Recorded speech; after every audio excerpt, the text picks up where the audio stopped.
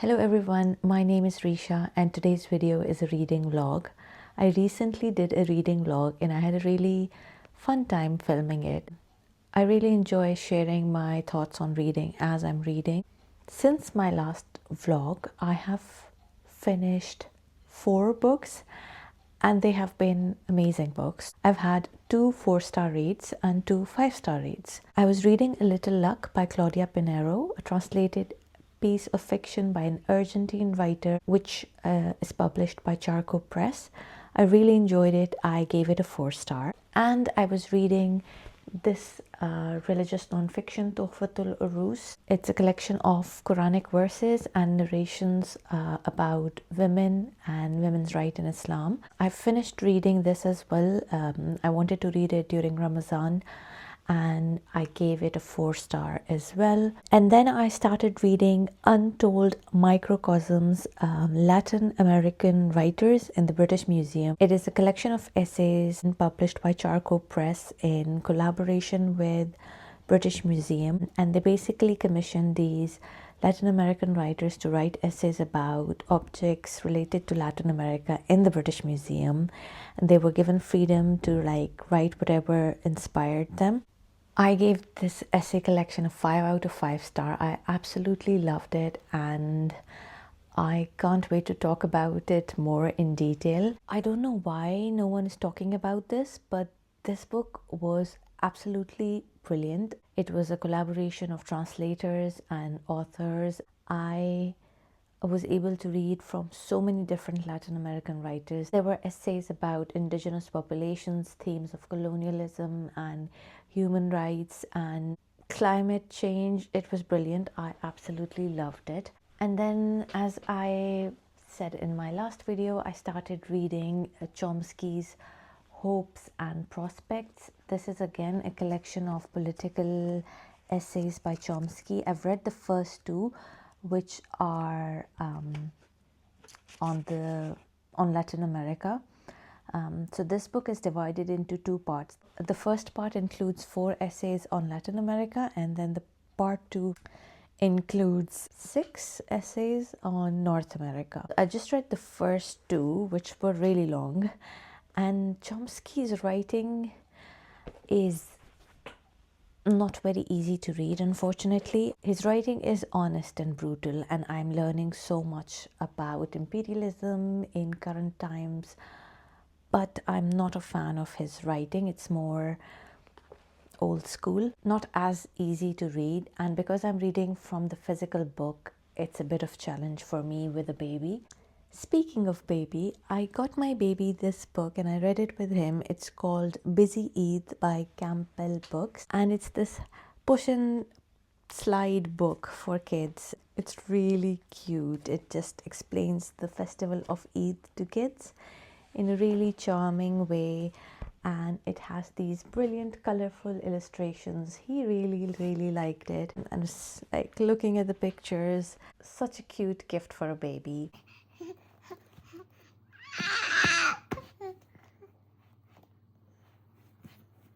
And then I started listening to audiobook of Mother Mary Comes to Me by Arundhati Roy, narrated by Arundhati Roy, and I finished it yesterday. I was like speed listening to that book. It was brilliant. I've given it a 5-star. This is a memoir by Arundhati Roy and it is nominated for Women's Prize for Nonfiction 2026. Rightly so. I loved it. It's exploring this complex relationship Arundhati Roy has with her mother in the first half basically, and then the second half focuses more on her writing and her activism. There were like some brilliant prose in there. I just love that Arundhati Roy never tries to, impress with her prose, but her words impress you anyways. She's not trying to use fancy language. It's just very realist, matter of fact kind of writing, and I love that about her. I've read her collection of essays called Azadi, but I haven't read her fiction. I was really surprised how much I love it. I don't usually read biographies. I think this is This might be the first time I've read like a proper biography, and I just loved it that she was narrating it herself. It was so pure and raw, and when her voice breaks and the pitches of her voice go up and down as she experiences the emotions again as she's speaking, it was really good. I would definitely recommend the audiobook. I've never heard an audiobook by like an Indian person, so like her pronunciation, especially of Tamil words and like South Indian words, was so on point, and it just made it feel so much real. One of the books I'm currently reading is called Once Upon an Eid by S.K. Ali. It's a collection of stories about Eid celebrated by Muslims across the world. It's like a children's book, like middle grade kind of book. And it's so great to read a book like this for Eid. It's obviously very easy to read because it's a middle grade book, but they're like such heartwarming, touching stories about children, refugee children, Muslim revert children, and then there's this kid whose parents just got a divorce. Like, such diverse Muslim stories. The short stories are written by different people, and then the editor is S.K. Ali, and the publisher is Amulet Books. So that's the book I'm currently reading, along with Hopes and Prospects by Noam Chomsky. I might be starting another book soon because I'm almost done with Once Upon an Eid, but I'll update you guys about that as I go.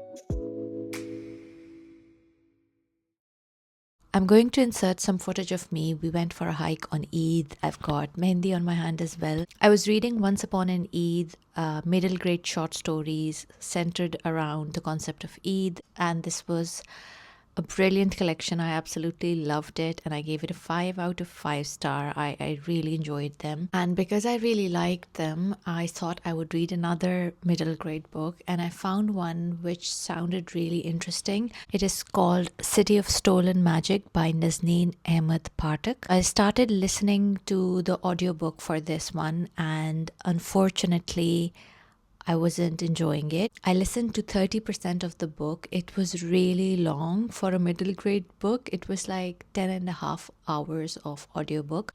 So the premise of the book was around this young girl in West Bengal who lives with her mother, who's a witch, and she finds out that she's a witch as well and they can do magic, but then her mother gets kidnapped by these British men, and so her journey begins in search of her mother.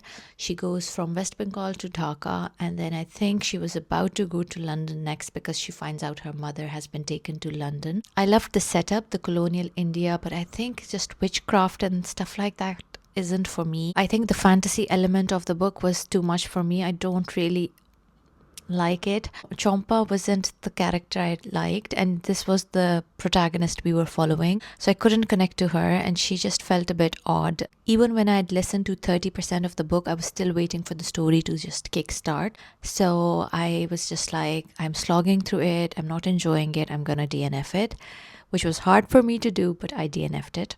I have been on a roll. I did also listen to another audiobook which is called Crying in H Mart by Michelle Zauner. She's a Korean American writer and singer, and this was her like sort of memoir she wrote about the death of her mother. This book has won Goodreads Choice Award for the category of memoir and autobiography in the year 2021. I did not like it at all. The reason why I couldn't connect with the character was the writing style. It just felt like she was whining a lot. I had a lot of thoughts about it because I've given it a big review on Goodreads if anyone's interested. And I've written that I do feel bad about giving it a lower rating because this is clearly deeply personal part of the author's life. I just couldn't get on with the writing. The way the author was connecting to her mother and her culture was through Korean food. I'm not a foodie at all, so reading description after description about food was just very boring for me. I don't necessarily hate reading about food, but it just felt like a list of ingredients and it felt very repetitive. I wish there was more reflection on her connection with her mother and her father. Those were the bits I wanted more of.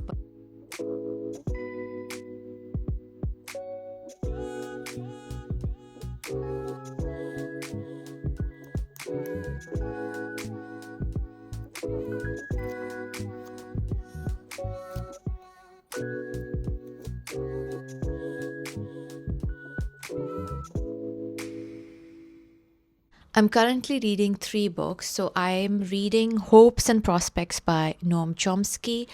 I'm just left with like 20-30 pages of this book. It's a collection of political essays and speeches Chomsky has made, I think between the year 2005 to 2010. It's really eye-opening. I am really enjoying learning so much about politics of various countries. For example, I was able to learn a lot about the history of the unrest in Haiti, Vietnam War, Philippines, and obviously the Israel-Palestine conflict and the Gulf Wars, the war on Iraq, Afghanistan. It's jam-packed with dates and figures and facts. And I don't think I necessarily agree with what he has to say 100% of the time, but I do think that his voice is brutal and honest, which is very important in the times we're living in. So I am hoping I will finish this book today. Apart from this, I'm reading 2 other nonfiction. I don't know who I am anymore. So I started reading Unmasked, The Ultimate Guide to ADHD, Autism and Neurodivergence by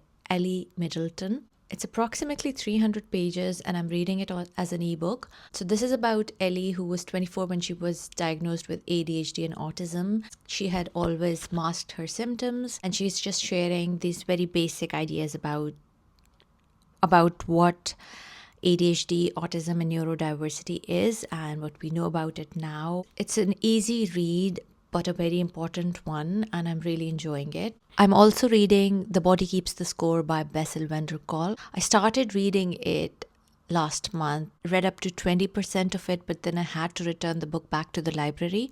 So I got the book back from the library and I started reading it again. So this is a nonfiction about post-traumatic stress disorder, psychology behind it and the research that has been done on it. This book was published in 2014, so this isn't a recent book. You can tell by the way the author writes. I saw some of the reviews and I got a comment on my channel as well to find out about the author beforehand, and basically it's talking about trauma but from the perspective of these American veterans who also caused a lot of trauma by killing people. But we're just looking at the trauma now they face for the atrocities that they have done. It's problematic for sure. But what I'm enjoying about the book is just the research and the different therapies in practice. I can see why this book is triggering for a lot of people, because the way he talks about people who have been killed, murdered, raped during conflicts, it's sort of like a distant voice, like he's talking about research and, subjects, and it's not very human. It's a weird way to talk about trauma, but I still think there's something in there, because it's the medical side of me is enjoying the research behind all the therapies and treatment options. I think I've read 50% of it, and it's a long book. It's very chunky and obviously very dense. So I'm hoping I can finish this one soon as well.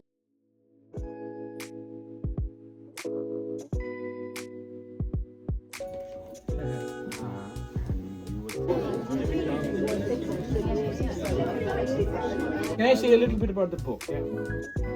Mother. So it's like really most fascinating aspect I found to as a reader. So I want to, and it's not easy writing women.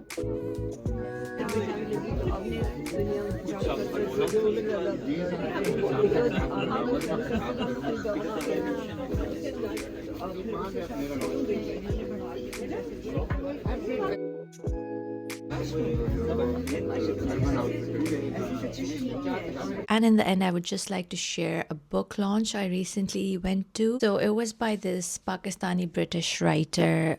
He just published a book called Rebel English Academy.